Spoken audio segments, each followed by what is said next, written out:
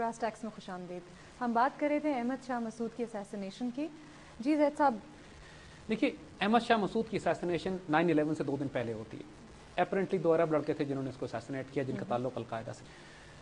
احمد شاہ مسعود کی اسیسینیشن کے بعد تو بالکل امید ختم ہو گئی کہ پاکستان کے تعلقات مسعود کے گروپ سے کبھی ٹھیک ہو سکتے ہیں یا نہیں. مسعود کے گروپ کے خاص طور پہ مسعود کا جو گروپ ہے وہ پنشیریز پرٹیکولرلی، جو پنشیر کے جو خاص طور بڑے خوبصورت فائٹرز ہیں، اچھے لوگ ہیں، پرانے مجاہدین ہیں.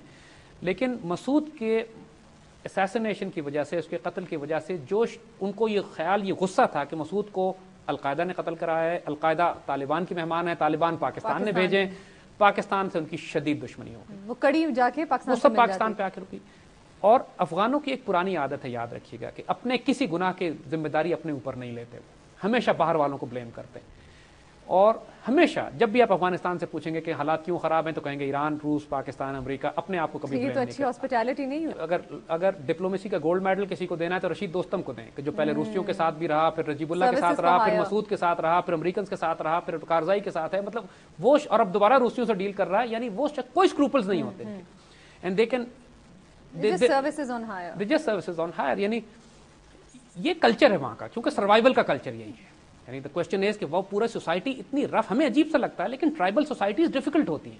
اسی ہم سے جو شہروں میں رہنے والے لوگ ہیں وہ ٹرائبل سوسائٹیز کو نہیں سمجھ پاتے، کیونکہ آپ وہاں رہ چکے ہیں، آپ دیکھ چکے ہیں. So we should not be surprised. ہم کو ان کو اسی طرح ہینڈل کرنا چاہیے جس طرح وہ ہیں. خانہ کعبہ کے اندر یہ 6 پارٹیز وعدے کرتی تھی کہ ہم اتحاد کریں گے اور یونٹی کریں گے اور آپس میں جھگڑیں گے نہیں، اور پشاور پہنچتے پہنچتے ان کے جھگڑے ہو جاتے تھے. You see, because we did not understand the dynamics of their society. They have a problem within. ان کے ethnic, social, linguistic, language problems ہیں serious. مسعود کے قتل کے بعد اب اس کا جو گروپ، اب کارزائی کی حکومت بنتی. کارزائی پشتون ہے، لیکن ان کی حکومت میں کون لوگ شامل ہیں ذرا اس کو نوٹ کریں. کارزائی خود تو پشتون ہے، یونیکال کے کنسلٹنٹ ہیں. ان کے ساتھ بہت بڑا ایلیمنٹ جو ہے وہ احمد شاہ مسعود کے لوگوں کا ہے. مگر وہ تمام جہادی گروپ جو 6 تنظیموں کے تھے، استاد سیاف، ربانی، مجددی، گیلانی، یہ سب بھی کارزائی حکومت کا حصہ ہیں. اور یہ ہمارے پرانے ایسٹس تھے، ان میں سے کوئی بھی پاکستان کا دشمن نہیں ہے. دیکھیے ناردرن الائنس ان سب چیزوں کا نام مل کے، اور ناردرن الائنس پورا پاکستان کے خلاف نہیں ہے. We have to understand this. Karzai has a problem with Pakistan and Panjshiris have a problem with Pakistan, but not all of them.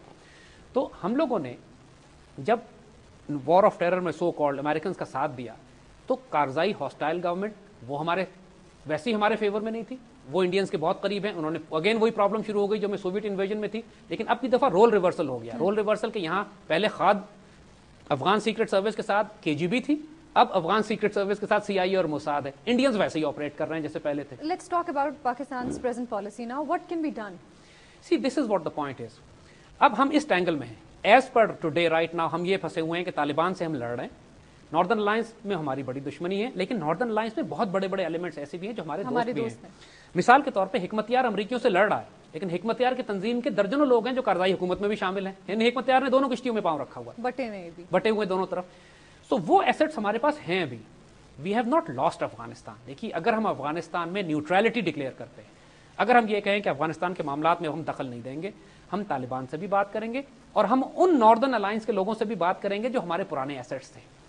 اور ناردرن الائنس کے ساتھ بھی نیوٹرلٹی ڈکلیئر، جب ہم سے صرف پنشیری ناراض ہیں، مگر پنشیریوں کو بھی دوست بنایا جا سکتا ہے. دیکھیے میں نے عرض کیا نا کہ افغان کبھی پرماننٹ دشمنی، پرماننٹ دوستی نہیں کرتے ہیں.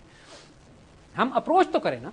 ہم ایک پالیسی چینج کی ہمیں ضرورت ہے. ہمیں جب تک ہم سائڈ لیتے رہیں گے افغان کانفلکٹ میں، اس وقت ہو یہ رہا ہے کہ ہم پشتونوں کو مار رہے ہیں تاجکوں اور ازبکوں کی مدد کر کے، جو کہ ویسے ہی ہاسٹائل ہیں ہمارے ساتھ.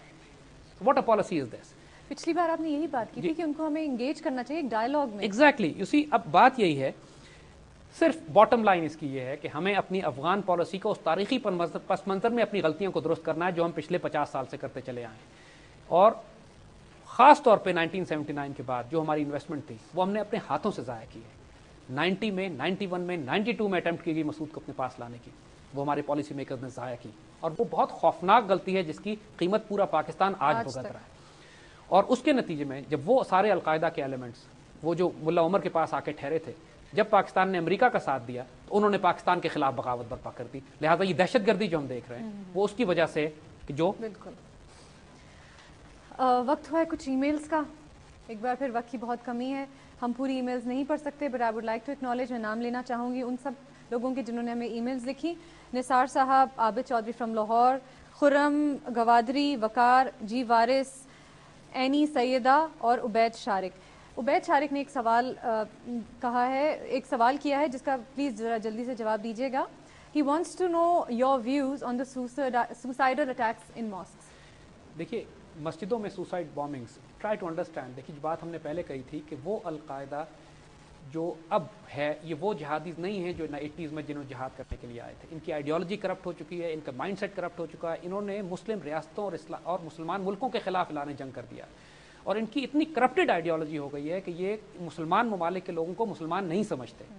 लिहाजा जिसको आप खुदकुश हमला कहते हैं, ये इसको शहीदी या जिहादी हमला कहते हैं, फिदाई हमला कहते हैं। जब आप ये कहते हैं कि मुसलमानों को क्यों कत्ल कर रहे हैं, तो ये कहते हैं तो मुसलमान ही नहीं हो। लिहाजा इनके नज़दीक आपका नमाज, मुसलमानों का नमाज पढ़ना, हज करना, उम्रा करना सब बेकार है और उनका कत्ल जायज़ है। लिहाजा ये एक ऐसी आइडियोलॉजी है कि पूरी मुस्लिम दुनिया में ये थॉट प्रोसेस किसी इस्लामी तहरीक का नहीं है, एक्सेप्टेबल नहीं है। ना पाकिस्तान में जो इतने खुरेज एक खुदकुश हमलों की जो मुहिम चल रही है, वो इसी आइडियोलॉजी की वजह से, उसको हम आगे डिस्कस करेंगे। I think that answers your question. Hina महराज को और जैद हामिद साहब को इजाज़त दीजिए। सेम टाइम सेम चैनल, अगली बार मुलाकात होगी। खुदा हाफिज़।